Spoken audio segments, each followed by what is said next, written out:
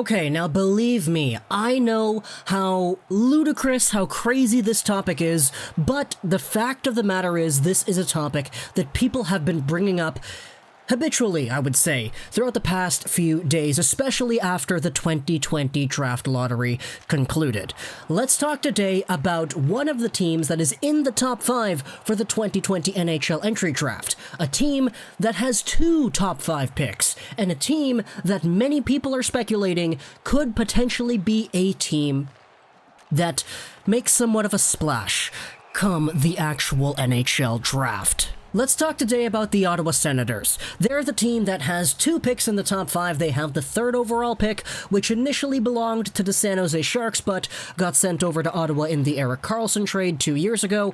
And they have their own first-round pick that went from 2nd overall all the way down to number 5, because 3 teams ended up overtaking that draft pick. One of the teams that overtook that draft pick was their own San Jose pick. The other 2 were the NHL Play-In Series loser pick as well as the LA Kings pick. They got a big push up to 2nd overall. But now, what we have is a situation where the Senators are at 3 and 5 after all the predictions that people had on whether or not the Senators would actually get up to number 1. Before this whole draft lottery went down, the Senators were actually placed 2nd and 3rd in the draft lottery standings because the Senators were the 2nd worst team in the league, and the Sharks, who also have a first-round pick belonging to Ottawa, were the 3rd worst team in the league. Because of the 2 picks that were this high up in the standings, or should I say low in the standings, I should say high up in the draft lottery standings, the Ottawa Senators had the best chance of actually getting 1st overall. A combined 24% chance when compared to the 20-ish% chance that a play-in series loser had and the 18.5% chance that Detroit had with their only pick. Alas, Ottawa drops down to number 3 and number 5. They drop technically. If you want to combine it, it's a net approximately 3 spots, but it's a little bit more complicated than that, of course.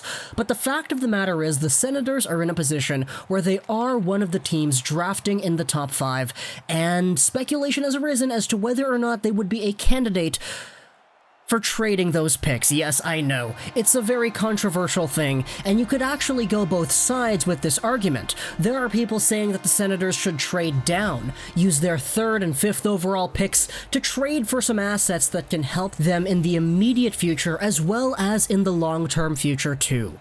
Young guys on other teams that are also looking to rebuild towards the future.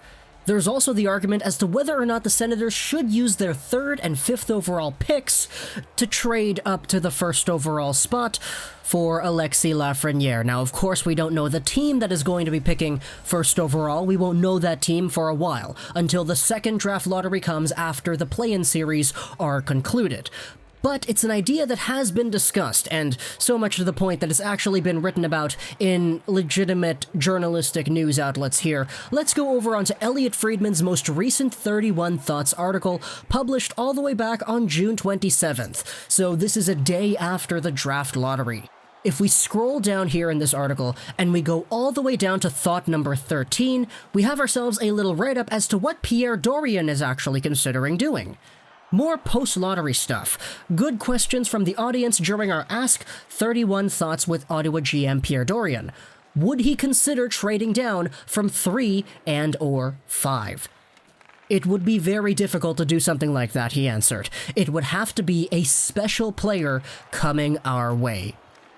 He did add that a GM listens to everything, and he didn't poo-poo Jeff Merrick's query about drafting a goalie in a high spot. One viewer asked if he would offer 3 and 5 for number 1, to which Dorion smiled and said, "No comment." Now that is really, really cheeky. Hey, Pierre Dorion, would you consider trading number 3 and number 5 for the 1st overall pick to grab Alexis Lafreniere? And he smirks. He looks at the camera and he says, "No comment." Oh my goodness. That means he would consider it, right?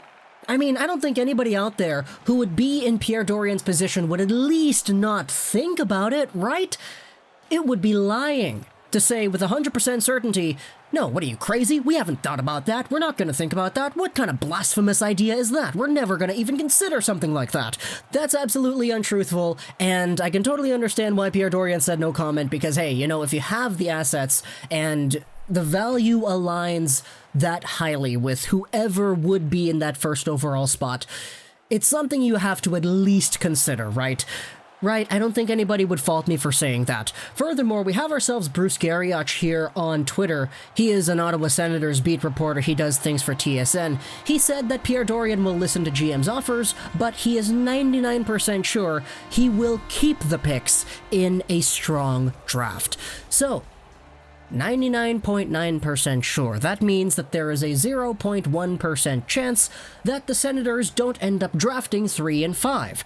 There is also an unidentified chance as to whether or not the Senators could actually draft number 1. The point is here, the Ottawa Senators are in a position where they could legitimately just take the entire draft by storm. All they have to do at number 3 is take whoever LA passed on, either Byfield or Stützle, or if they want to be a little bit more flamboyant, they could go with what I suggested in our mock draft video that actually did get me a little bit of flack, which of course I 100% understand why I got flack for saying this, but it's something that I could actually justify in my head. You can go with the Marco Rossi too if you want a number 1 center, just saying. At the same time, the 5th overall spot is pretty wary. You could go a whole bunch of different directions here. You could take a positional player. You could say, okay, we're going to go with the D-man, Jamie Drysdale. So we have a winger in Holtz, and we have a D-man in Drysdale that we're coming away with in this draft. Or you could say the goaltender, who could go as high as somewhere in the top 4, depending on what teams are there. It's just because he's a goalie, we don't really know the certainty as to whether or not he would actually be considered to go that high. We also have some other comments here from the same 31 Thoughts article that we brought up earlier. It's thought number 14. It's immediately after. Pierre Dorion says his tiers for the draft broke down as follows: Lafreniere, then 2 players, then players 4 through 12, followed by 13 to 18 or 20. LA GM Rob Blake, whose Kings will pick second, revealed, I would say that we're going to work hard on about 4 prospects. So that kind of narrows the field a little bit down as to who you could probably label the Senators would consider drafting. Obviously, 2 players after Lafreniere. If you look at all the consolidated rankings that people publish online, the best guess would probably be Byfield Stützle. But of course, because we have seen some weirder NHL draft lists in the past, it would not be terribly irrational, in my opinion, to consider the possibility of anybody else being in that spot. I mean, hey, the Arizona Coyotes last year in 2019, we talked about this in 2 videos already, but the Coyotes had Victor Soderstrom as their 3rd best prospect, most likely behind Hughes and Kakko. And the only reason I say most likely is because if you have Soderstrom 3rd overall, then who knows what your top 2 look like. But that was something that was made public, so it's just a testament to the fact that sometimes these NHL draft lists can have some really, really weird rankings. So just because Pierre Dorion says that there are 2 guys after Lafreniere, it does not mean necessarily that they are Byfield Stützle, but just based off of consensus, belief amongst the internet, and belief among social media and other media outlets,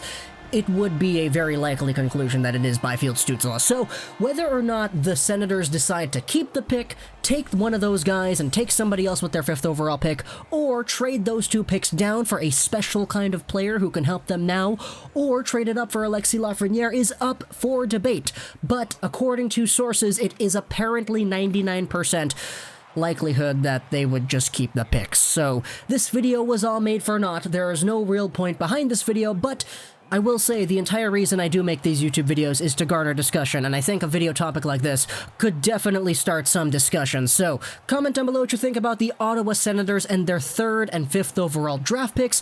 Who do you think they should take at those spots? And if you don't think they should take anybody and trade the picks, who do you think they should trade them for? Is it a trade down for an established NHL young guy who is already really good? Or is it a trade up for a Lafreniere? Furthermore, if you want to go that route, is number 3 and number 5 all you need?